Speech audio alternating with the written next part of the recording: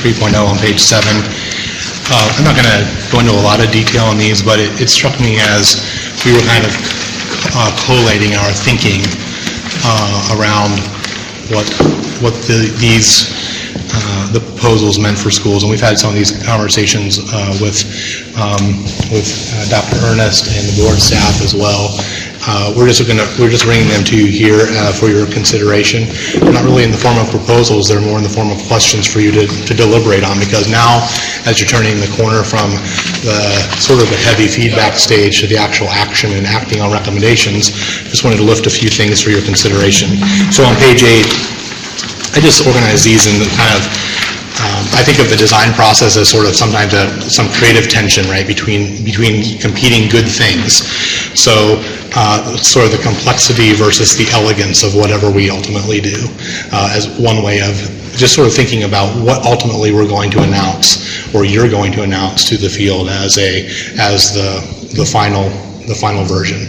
How I think of elegance as accomplishing the most good and the least effort, right? And so what are the things we can do to make to accomplish the objective, but to do so in a way that's fairly easy to communicate and elegant in its effect.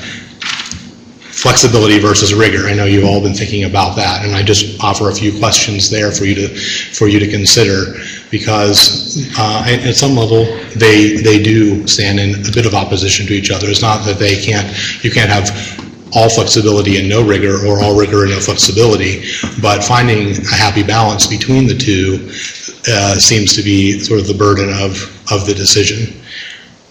I would also say that flexibility versus coherence is another way to think about tension within the decision you're about to make.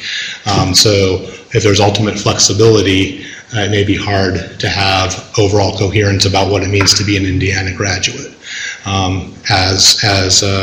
The more options multiply, the more perhaps threats there are to coherence. I'm just talking at a broad level. I'm not bringing these to you in the sense of recommendations, but just want you to have all the information possible as you make decisions. Flexibility versus access. I know this has been talked about at some level, but what is the role of the state in mandating a certain number of pathways and then providing access to them? One question that I'm not sure I've heard discussed is the fourth bullet under that section, which is as pathways get developed locally, what is the burden of durability on those pathways? If a pathway is approved locally and it requires local resources which somehow are threatened and need to be withdrawn in the future for a student who is on a four-year trek through that pathway that's been approved, who catches the ball there? That doesn't mean we shouldn't be thinking about local pathways. I'm just saying bring it up as yet another consideration in the deliberation. We've just spent some time talking about a shift from ECAs to more post-secondary aligned assessments. Again, that tension is not a good or a bad. It's just that typically in Indiana we have been very sensitive to aligning standards to classroom instruction to the test. If that's shifting, there will be a shift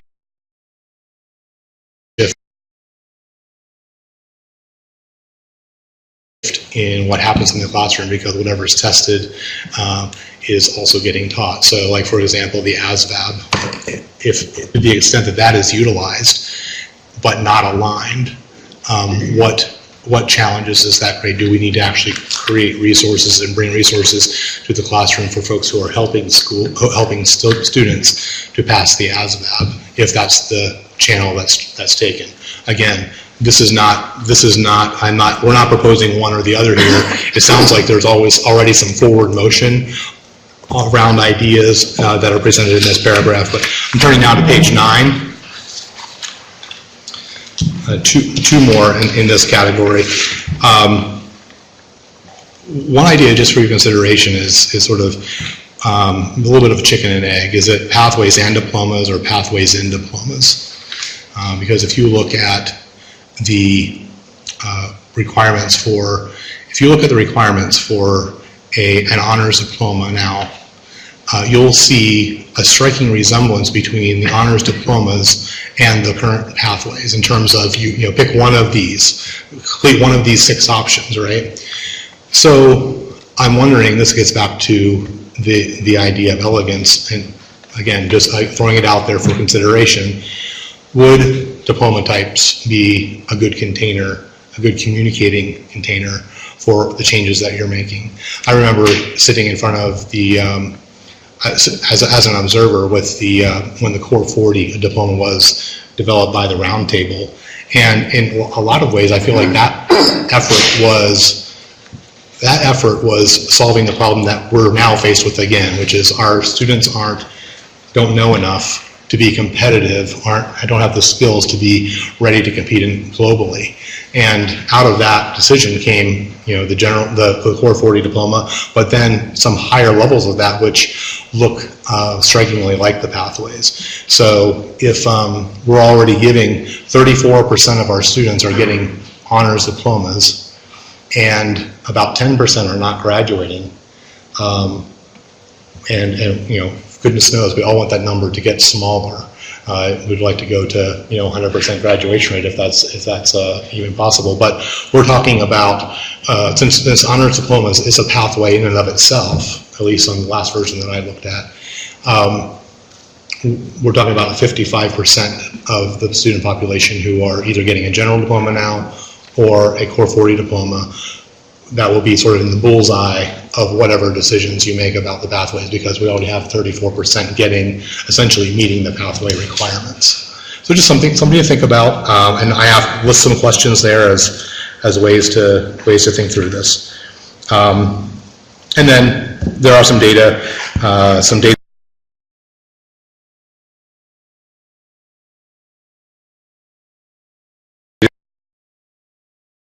challenges that may arise depending on how much flexibility is given, and I just enumerate some of those things there. Lastly, I have four things that are a little more in the weeds, a little more technical in nature. I would say that the last few were somewhat philosophical, but these are a little more on the technical side of things. So data collection, verification, and use challenges. Number 1, 4.1, whatever decisions are made will likely have some impact on accountability calculations. So as nearly every component of the CCR metric for accountability is now being moved into what it means to be a graduate, there will have to be either some higher thresholds of performance established. So for example, if you got 12 credits for AP, you would be going above and beyond the 9 credits or the 3 classes required for diploma, right? So again, this is more of a what is, it's not good or bad, it's just as you think, as all of those requirements move over onto what it means to be a graduate, you'll be left with either nothing in that category or the need to establish higher levels of performance. Otherwise, schools will be getting counted sort of double credit for the same student. So that's all I'm covering there in 4.1. 4.2 is timing. Timing of accountability calculations. So just the shorthand here is that we're right now managing 2 vendors giving us data that ultimately adhere to the calculation for accountability. Typically, that element of calculating accountability is the variable over which we have the least control, even though we have contracts with these organizations, and is the most likely threat to moving the timeline down. When if the department ever sounds reluctant to agree to a date when we're going to release grades, much of our reticence around that is around, will the vendor deliver on time? When you say move the timeline down, what do you mean? I mean, release grades later in the year. In other words, our goal would be to release them as early as possible, because a grade that you get 6 months after the data was collected, you have a sort of decreasing utility there.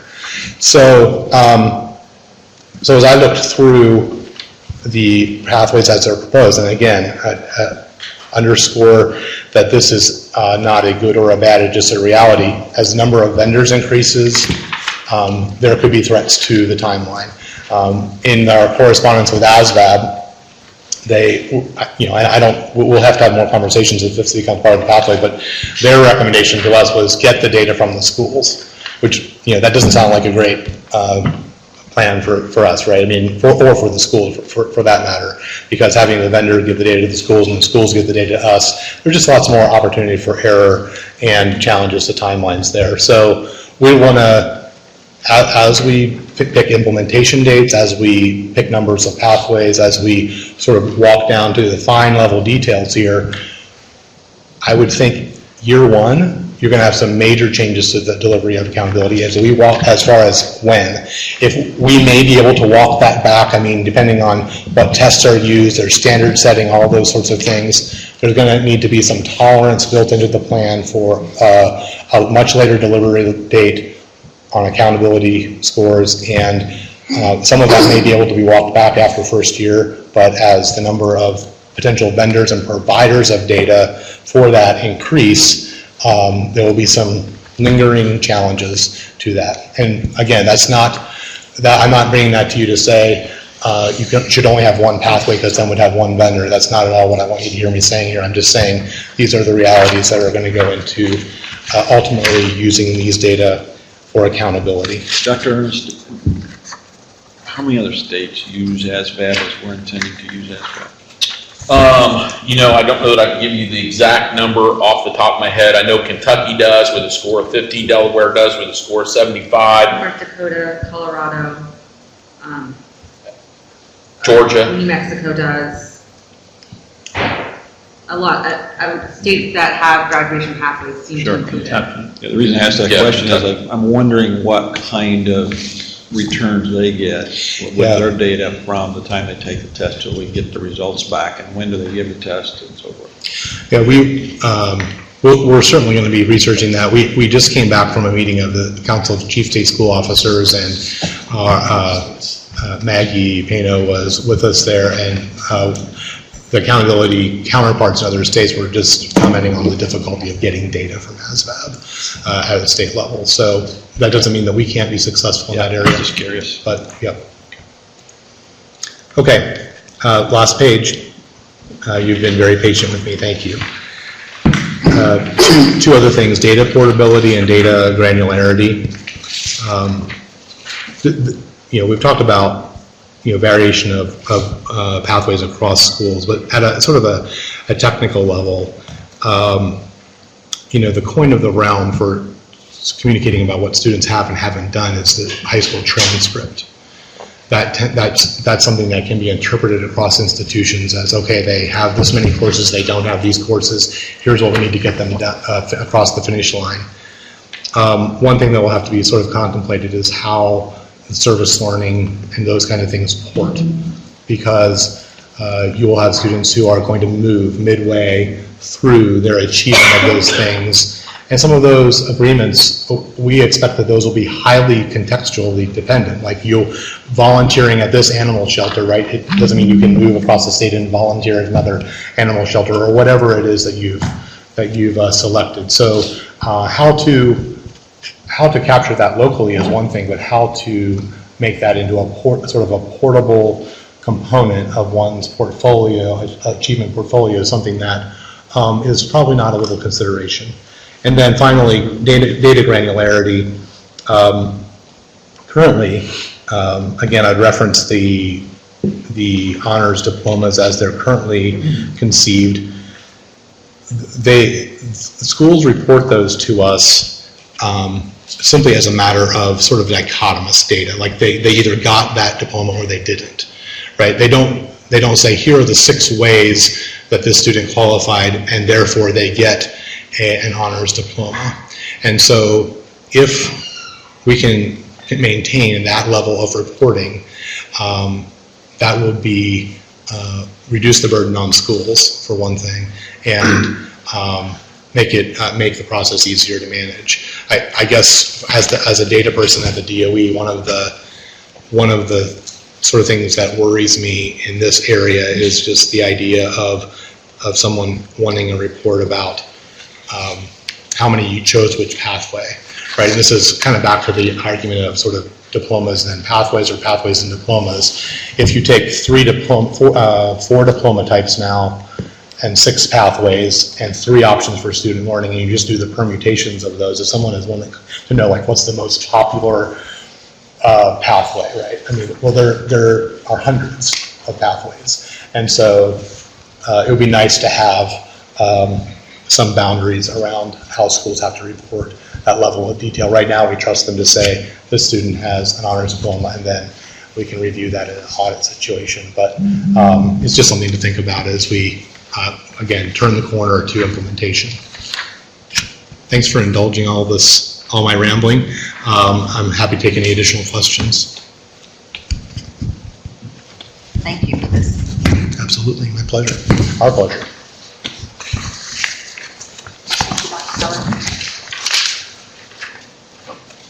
So I missed the memo on the agenda. I apologize, Dr. Ernest, because I got it after we got started. So I'm going to turn it over to Dr. Ernest. No, don't at all. I don't need to really make opening comments after all that. I would move to the third point, really, just in the interest of time. And I had asked, you guys have some of the data that we looked at, and I'd asked Jason to maybe give us a quick review of what was some of the guiding data that you all had provided that to the panel, so that the board had context as to why, the why behind this, right? So, Jason. Sure, thank you, Dr. Ernest. You're awash in documents right now. I'll just call your attention to one particular, which is the one-page summary, a high-level summary of the college readiness data that we've been putting out to local schools, districts, counties, both state level for several years now. Some of this will probably be more contextual than explicitly instructive, because we frame more around diplomas and the recommendations before you today. Speak specifically to diplomas, although there's obviously a relationship there. I'm just going to walk through each of these, and if you'd like to dig deeper into these, happy to talk about that in greater detail. First, just in terms of context on our current college going rate as a state, this has changed pretty significantly over the past couple decades. We're right about on par with the national average right now of about 2/3 of our recent high school grads going directly into college. We actually think that number is going to continue to increase as more industries are recognizing that higher levels of education attainment are necessary, as well as more lower school jobs are automated or replaced in other ways. The vast majority of students in Indiana who go to college at Indiana College in-state.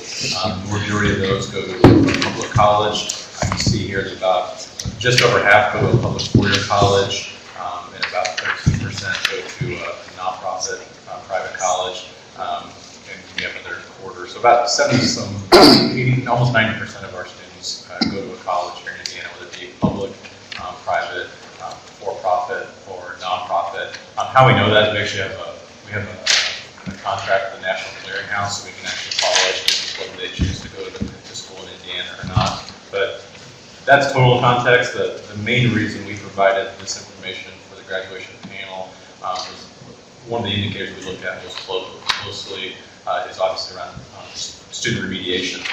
The encouraging note here is that the percentage of students who've been identified for needing remediation has trended downward over the last few years. That coincides almost exactly with when our community college, which provides the vast majority of post-secondary remediation, realigned their math pathways. Not to get into the weeds, but I will for just a moment. And Dr. Rose here, she can speak to this more specifically than I can. But at one time, Ivy Tech was requiring college-level algebra for the vast majority of its students when they dug in deeper on what the program expectations were, and more importantly, what the employer expectations were, that level of math preparation was more appropriate for students who are on a STEM-type path as opposed to all. So they realign their math pathways to align it more directly with their program and industry expectations. And as a result, we've seen a fairly precipitous decline in the overall number of students who need remediation from that point.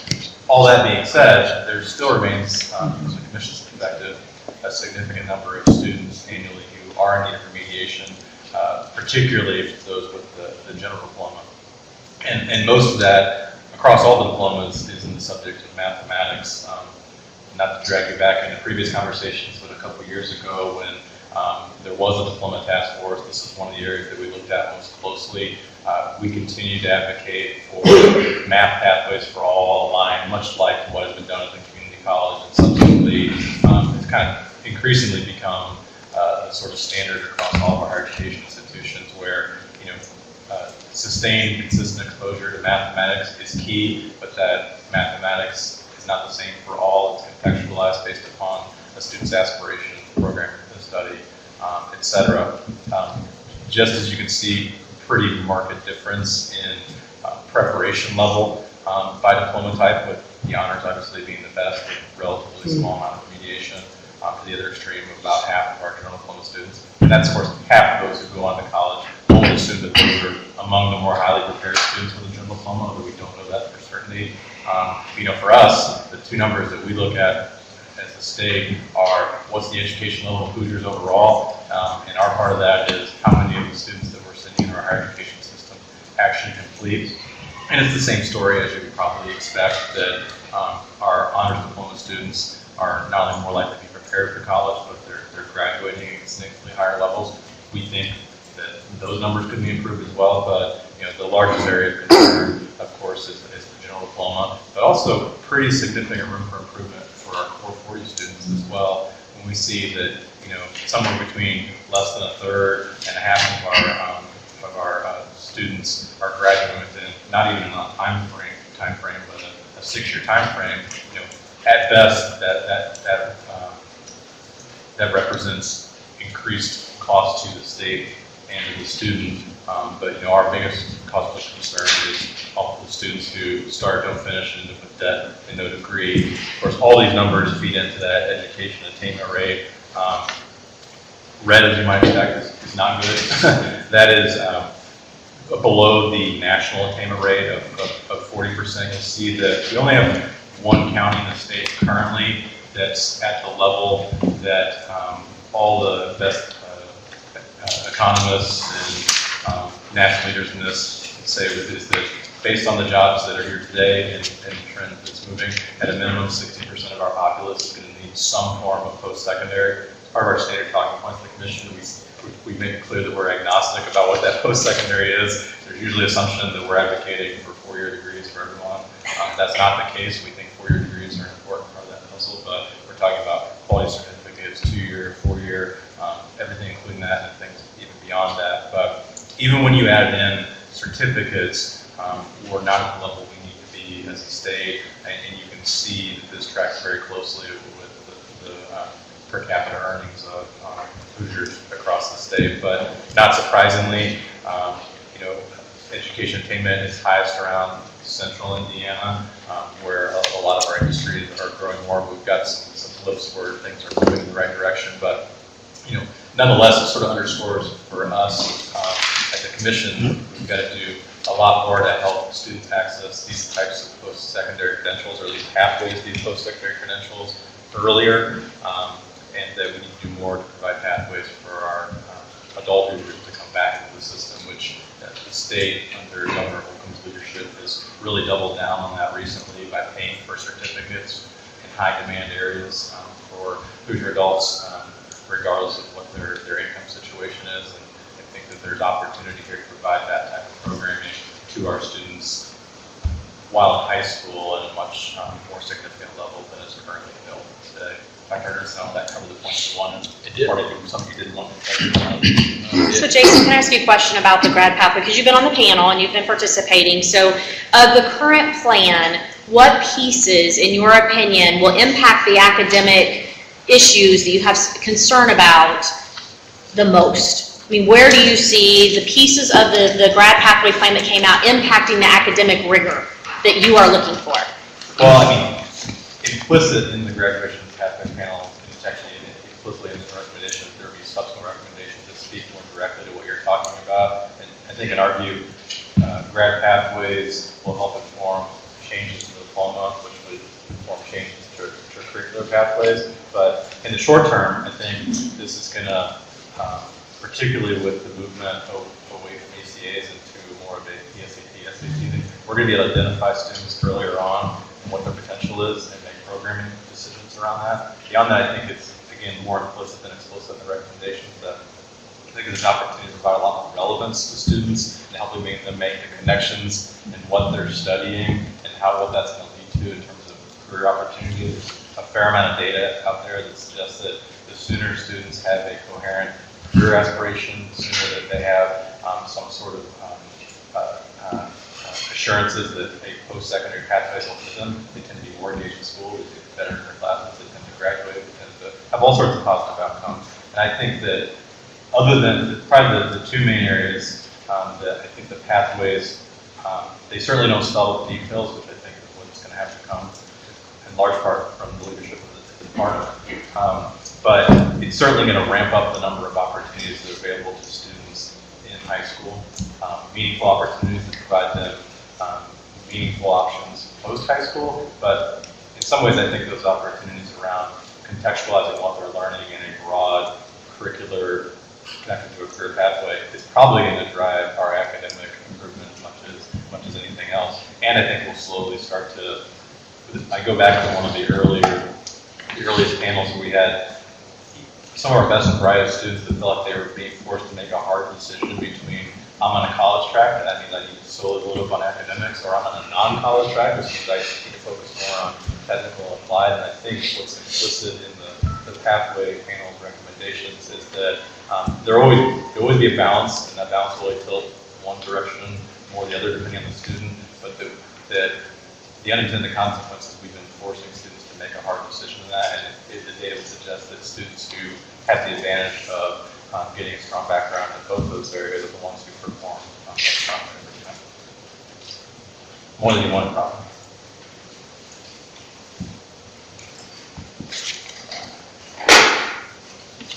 I had also asked, if it's okay with the chair, I'd also asked Beth if she would talk about the Chamber's employee survey as well. Key results there that I think help drive.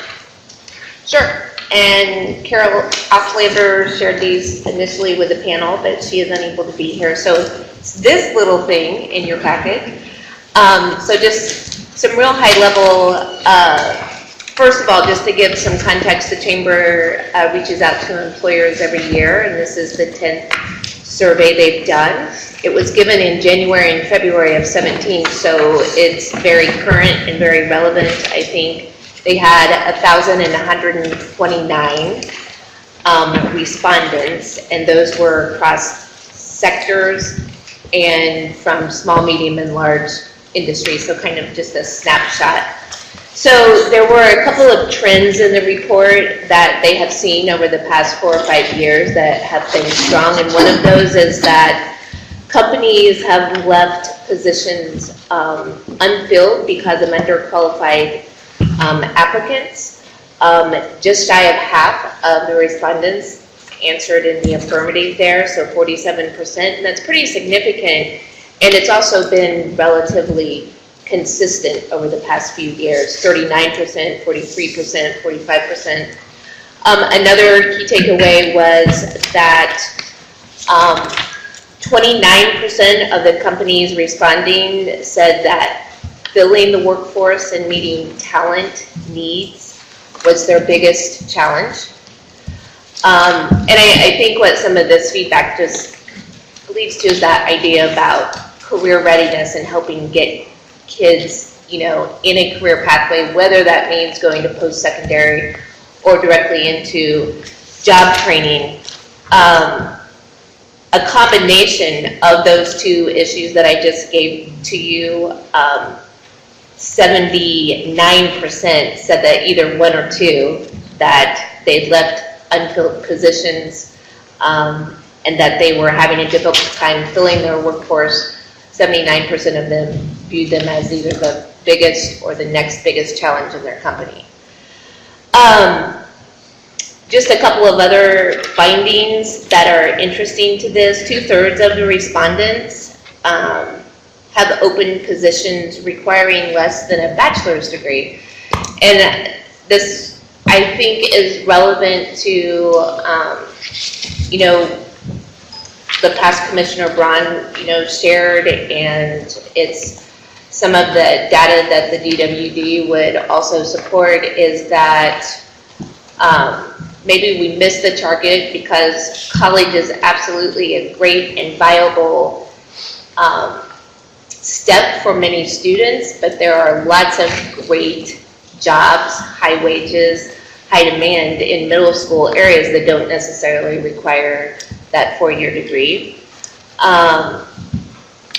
Only 26% of those over 1,000 employees responded that they were likely, very likely, or extremely likely to add high-wage jobs in the next 2 years. I think that I meant to put that these have bachelor degrees.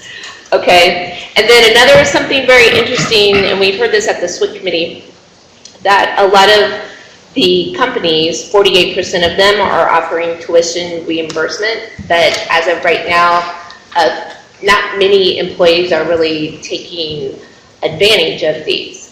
And again, this has been a lot of the conversation around the table, just communities, education, and industry working together. It's been part of the what's the word? Innovation networks that the DWD has been trying to push, just that these issues with workforce development and with careers and filling job demand have to be a collaborative effort between the industry and education and your local economic development. Thank you. Then one last one, if I could. You're fine, go ahead. Alan Taylor, I'd ask him to talk just a little bit about the college and career readiness. CTE has been such an important part of our discussions, and you know, one of those things that I think early on we realized that's something we already have in place in many schools, not all, and we'll have to certainly work on that, but wanted Alan to give pretty compelling data on and we use that data a lot to make decisions on that. We do. Thank you, Dr. Ernest. This report's the one he's referring to. And I can do this succinctly.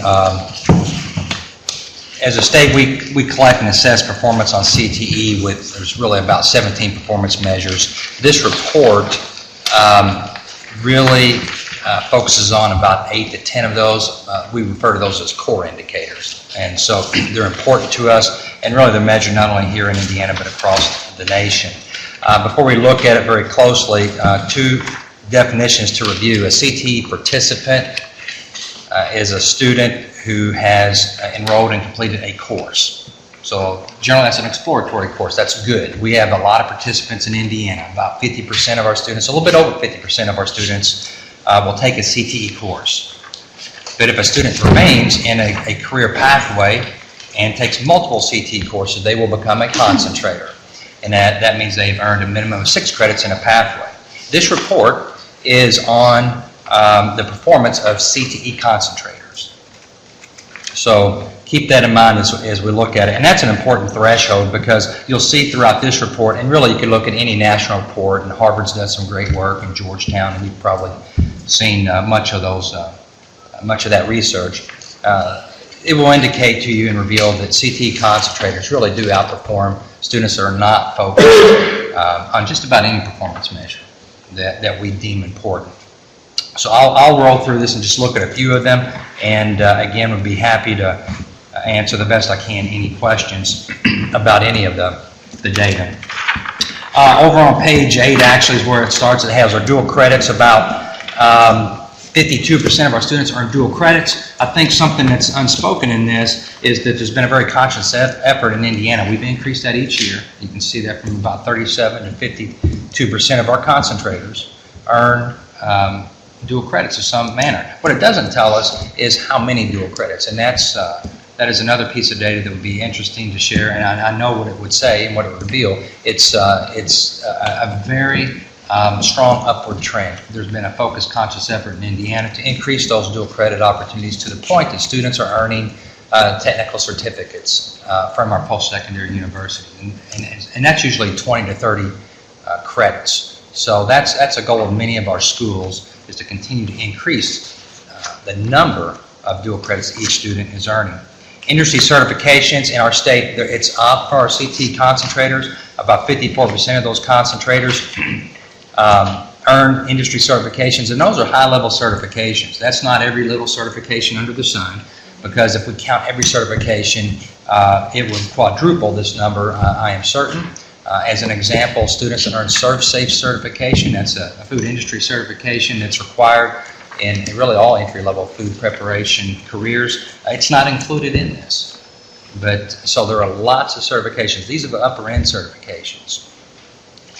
Our work-based learning as a state, we're just starting to collect information on that. I think it was last year or the year before that we just started getting some baseline data, and that will be something as a state I hope that we continue to collect. I suspect we will, and start reporting out on work-based learning. There's really very little data to report in that arena. A couple of more pieces or highlights would be graduation rate. Again, statewide, nationwide, CTE concentrators graduated at a higher rate than other students. I think our state average is around 89%. Our CTE concentrators are around 95%. So it's a wonderful piece of information that demonstrates the quality of CTE concentrators and their success. Placement rate, I think we have some, this also tells you some information, or shares some information about the diploma types, the types of in our current diploma system, what types of diploma the students are earning. So you can kind of see a couple of those. It flips over toward the middle around page 14, has some placement data. You'll see that our CTE concentrators, about 57% are enrolled in some type of post-secondary training program. So that's, that's a very nice number that again has, it's been a little bit consistent. The employment is around 28 to 30% for our CTE concentrators. The one thing I didn't mention at the beginning is how many students, how many CTE concentrators. This report did have it at the beginning. Of the participants, we had said about 54%. Only about 16% of those students will carry through to be a concentrator. So it's not a high number. That is an area for us to grow if we value that as a state. And so we certainly appreciate, as Dr. Ernest said, the focus on CTE as pathway option. I think that would be very important. A very nice piece of data, and the last one that I will point out would be on page 15. Post-secondary remediation. Jason was talking a little bit about that. And as a state, this shows that we're about 18%. We've been doing a much better job each and every year. But if you look at CTE concentrators, it's only about 7% require a post-secondary remediation of some type. So again, that's a nice piece of data that supports the success of CTE concentrators. The whole back half of the document is regional data. So looking at those core indicators by region. So hopefully that was succinct. And question? So it's a lot of data. Yes. And we're just getting it. But so about half of Indiana students have taken at least one CTE course. Mm-hmm. But 16% are in concentrator. Yes, I think that's 16% of the participants. I'm not sure if that gives us the overall participant or the overall of the state. Find where that's at. What page? 60. It's page 5. So 16%. 16% is enrolled in CTE. Yeah, so that's really 16%. So it's a much lower percentage of the overall student population. And some of those could be overlapping with academic honors diplomas. Oh, absolutely. When you look, there's a pie chart about in the middle, right by the graduation rate. And I think about 85% or so, 83% earn 440 or academic honors. About a 30 earn some either academic or technical honors diploma. About 30% of those students. So yes, there's overlap. And then of those, do we know, because one of the requirements is a C average, do we know that indicated all as the average? Not in this report, not that I've seen. Okay. We've not really tracked it in that manner in the past, to my knowledge. And something I just had heard recently, which would make sense, but the CTE exams are not, there are not accommodations made for special needs. Is that accurate? Just like certification exams, Yes. potentially? Yes. No, generally not. So a special needs It student. just could be, but typically not. Just interesting. Some do. Some do, I mean, Yeah. some do, some don't. It's kind of a hard answer, Yeah. because it would be specific to that. I'm just thinking of the special needs Certification. student who goes in to take an exam who's used to certain accommodations, who then may not make a C average Right. because those accommodations are not on the exam in a way that they may be used to taking an exam. C But C right average now- is the grade Is the given grade by for the the class. instructor, it's not a, Yes. it's Like not right a now- standardized Right. test, so. But that would be part of the, in many cases, that grade is part of the final. Well, right now, what the recommendation is for a concentrator, which doesn't include the end of pathway exam. Yeah. That But would it's what be, she- okay. But it includes the C average, is what she's Yes. talking about. Yes. yeah. Well, I you're think saying, that Alan, But she was is asking you're- about the end of kind of course assessment. I agree, that's why we're saying it's classwork and whatever Right. final Yeah. the instructor would put in Currently, the place, way, so. They it's would written, get- it's just a C average, and of course, it'd be that instructor. It wouldn't, it's not, That would include accommodations. it's currently not tied to the concentrator Yeah. with Yeah. the assessment. I Could be, just- and when we turn No, into, right. it gets a little confusing, but there is a completer I would assume they'd definition. have to come in as Um, students. They could change that. A quick question, and I promise the state board members I won't go far into this because it has to do with dual credit. I saw dual credit, that's a big passion of mine. And Steve, Mike, Yeah, we can't hear you. pick it up and yell. Superintendent voice. So if we look at your dual credit on page 8, and higher ed is changing the instructor requirements for those of us who would like to teach dual credit, what's the plan in your side of the business? Our understanding is that those changes will not affect the CTE credentialing of our staff. Is that accurate, Jason? I believe so, yeah. It applies to core content teachers. There, HLC yeah. recommendations. That's interesting. Beth, I had a question for you real quickly. The 47% previous 3 years that were not filled, what kind of jobs were those? Were they the higher, the jobs that require a higher level of education or higher level of follow-through? You understand what I'm saying? I'm on page, I don't know. I guess You were looking at the first Key takeaway findings. companies. I don't think in this report I can see broken down. It just said at the beginning of the report that they had a nice cross-section of large, Yeah. small, Yeah.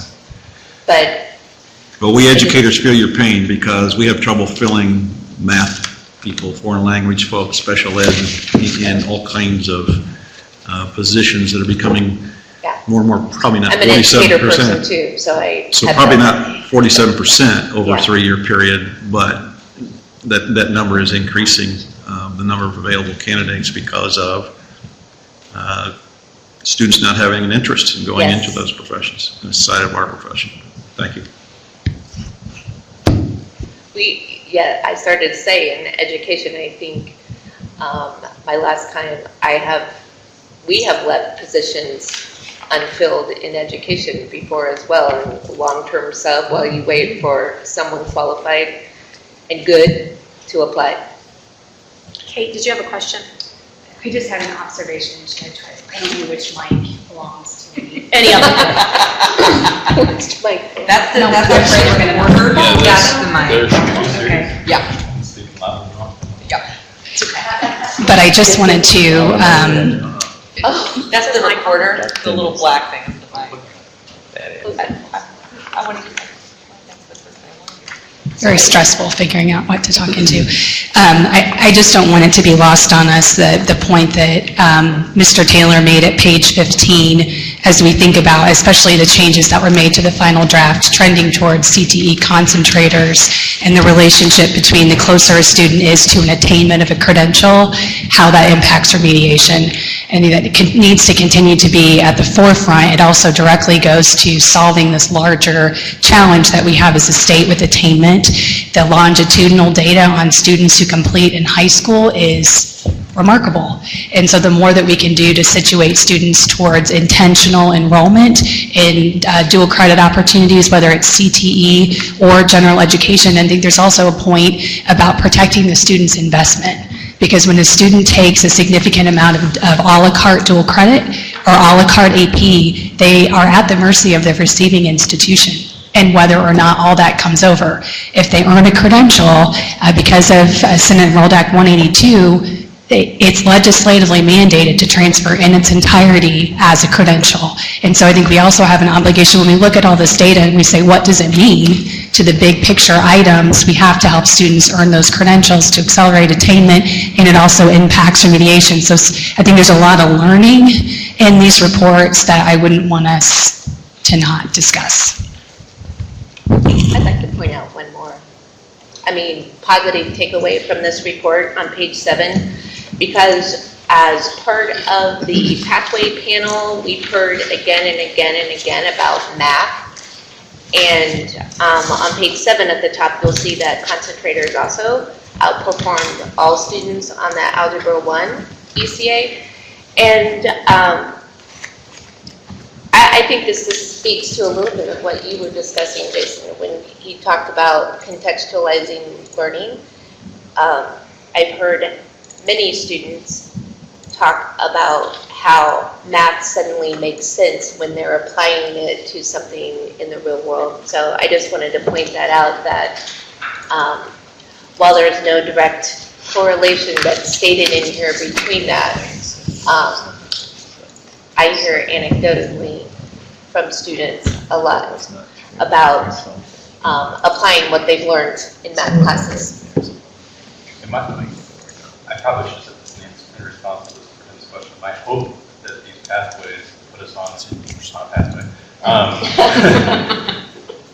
to integrate more purpose and intentionality for our students in the courses that they take. They can get a connection between that and what it's leading toward. Because my sense is that kind of context and connection is missing for a lot of our students, particularly our low-income, first generation, and other high-risk populations. And we can help them make those connections earlier on.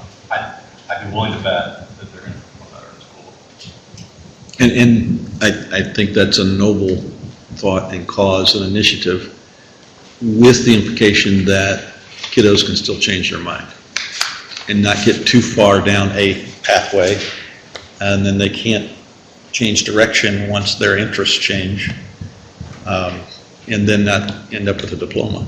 I think that's a fair So that, point. and that's the scary part of what's out there right now. I'm getting a lot of feedback on that part of the issue. Well, I think that you bring up a very good point, that we all have to be concerned about having that foundation so that they can be permeable and go other directions, because high school is somewhat exploratory. It's not, most high school students don't know what they want to be when they grow up, and most college students, a lot of college students don't, so expecting them to have made up a solid decision and stick with it doesn't make sense at all.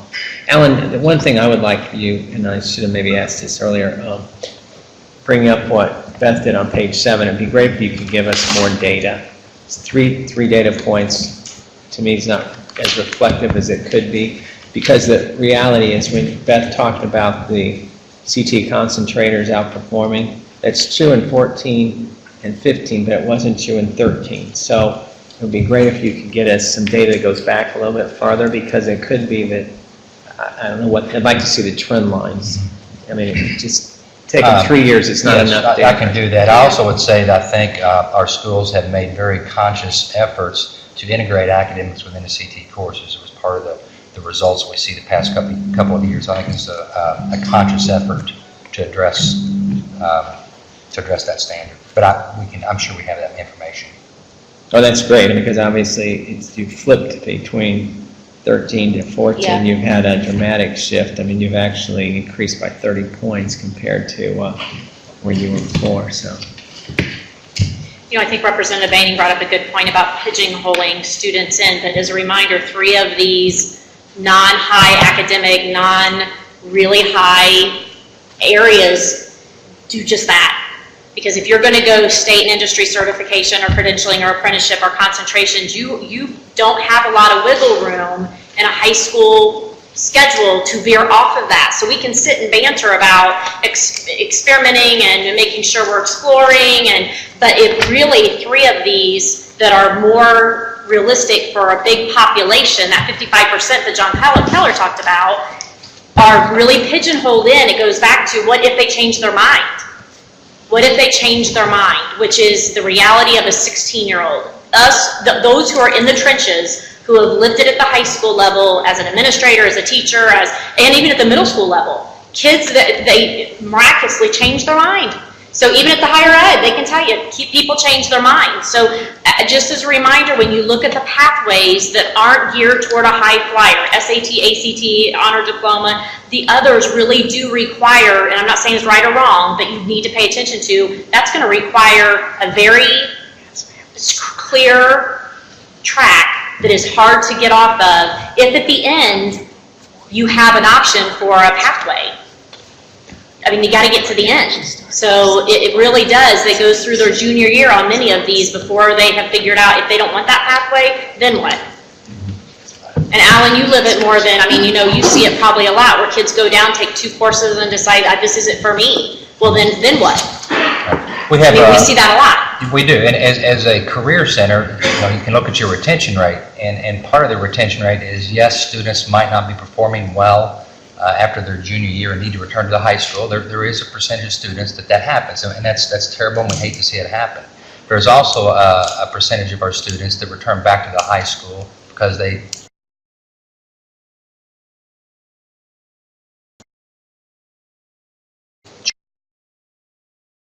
chose another career option. They found what is not for them. And that's not bad. That's still good because we're helping that student to explore.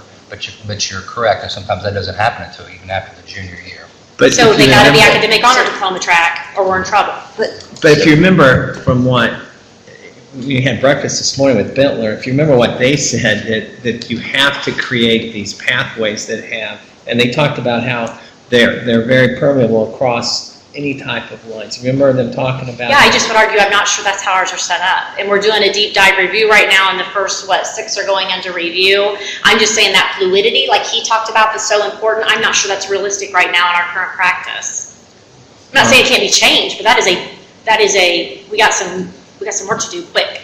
And that's my question is, because I don't know, what is the fluidity between the pathways? Because maybe that is my pathway. Maybe I don't know what I want to be, and so my pathway is to try this for a year and say, nope, that's not it. This for a year, nope, that's not it. This for a year, nope, that's it, not it. This for a year, senior year, I go, aha, this was it. I finally found what I want to do. That means I didn't get on a pathway, but at the same time, that was what taught me what I wanted to be. That was a success in high school because I got to try, sorry Vince, Project Lead the Way and decide I didn't like it.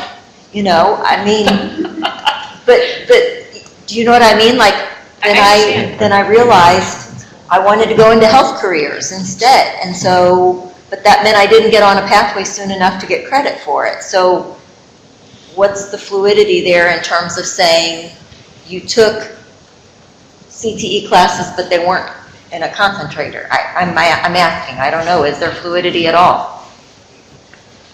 We'll certainly need some time to go through version 6 and kind of figure that out and get that out to our practitioners out in schools. And the number one concern I'm still receiving is, can you all hear me? What are the opportunities for those kiddos that just barely made Core 40 or didn't, just missed it, and are above IEP? that's a large percentage of our kiddos, and we need to be cognizant of providing them with opportunities other than one. And I know, Byron, and I appreciate, you and I had a really good discussion about different opportunities that schools can bring forth. And that I'm in hopes that that's something that can occur. I just don't know what that looks like yet, and neither do the folks out there in the field. Thank you for, Yeah, good reports. Byron, did you have more reports? Nope. That was it. Any other questions? I know we're cognizant of time. We had a 2:30 stop time that some of you told me that you were relying on that, so I'm cognizant of that. So any questions for us? You know where to find the department? Yes, Marianne? So was there any conversation among the panel during the work, again, kind of addressing what Dr. Yates was talking about? The students that are kind of in that in-between space, they are not going to go on to college. Was there any conversation about a foundational package, something that would give students a broad experience that would prepare them for post-high school, and could also perhaps be a catch-all for some transitional pieces? But is there any other creative pathway that was on the table that didn't make it to this proposal? Because I am concerned about that group of kids, as you call it, above IEP or maybe non-college bound. And if we're trying to create success for all students, I'm just curious as to, is there any type of pathway specifically designed to help them have life after high school in terms of a success career? When I go into realistic implementation of this, I think you're going to have mass amounts of locally created pathways. Because I think the people that have answers to that are sitting in their districts.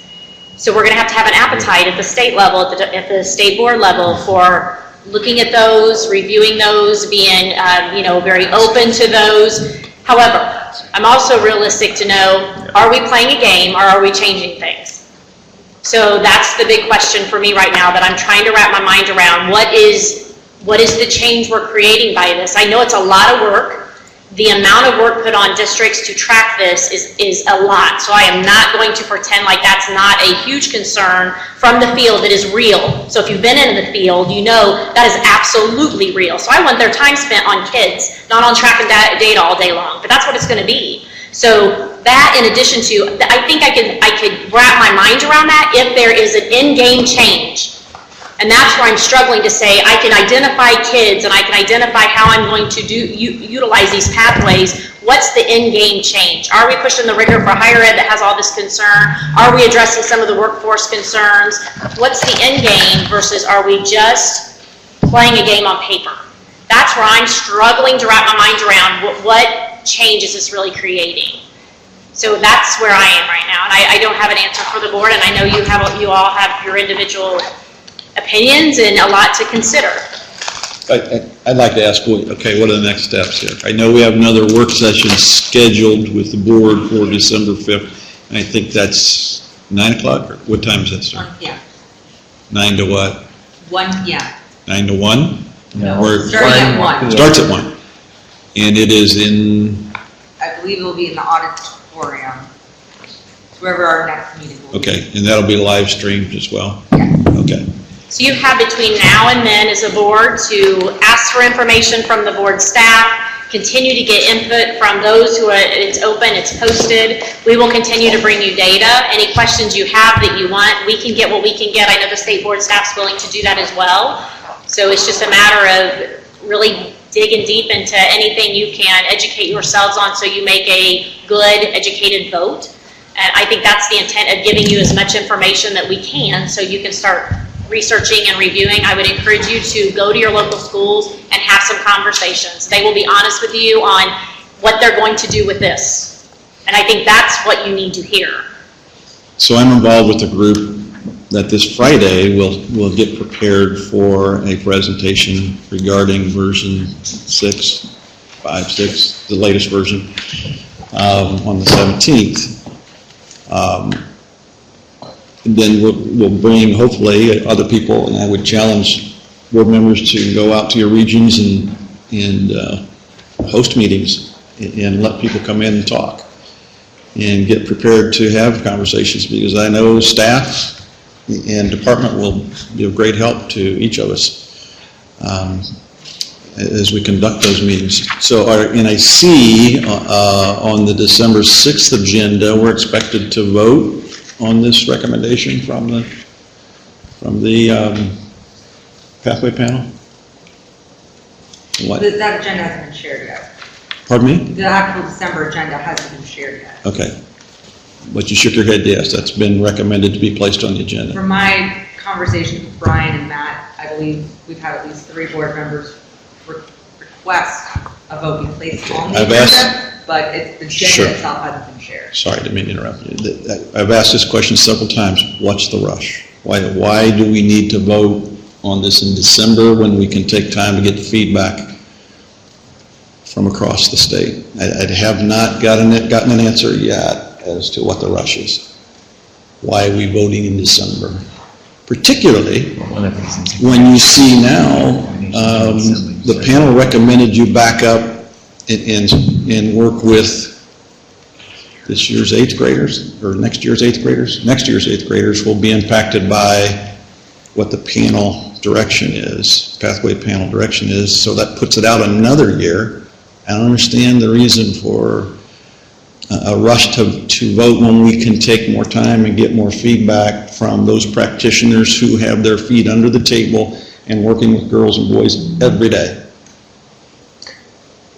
Madam Chairman, I'm not advocating, you run your show the way you want, but I will tell you, if you want to make a recommendation in General Assembly that we do something about ECAs, if you don't take action until February or January, February, whenever you decide to do so, you will be putting ECAs in place because state law mandates you do that. So that is something that I don't think, if you really believe SAT is the right direction to go, it's something we're going to have to consider this next session. So if we approve something as a board, let's say January, February, that and you tell me, so that's way too late and that can't move in the General Assembly? If depending on when you meet in February, it becomes very difficult, yes.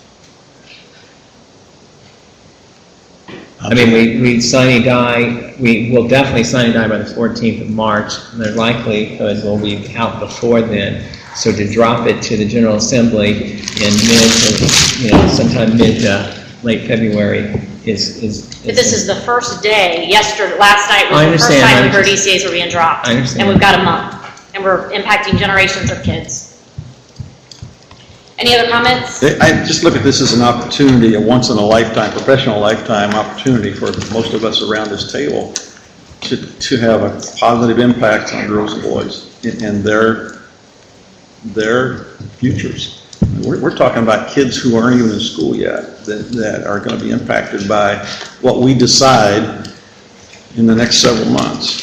And I think we need to take our time. We need to get the response and the ideas and thoughts from those people who work with kids every day. And not all of us around this table do. I don't anymore. But not all of us around this table do work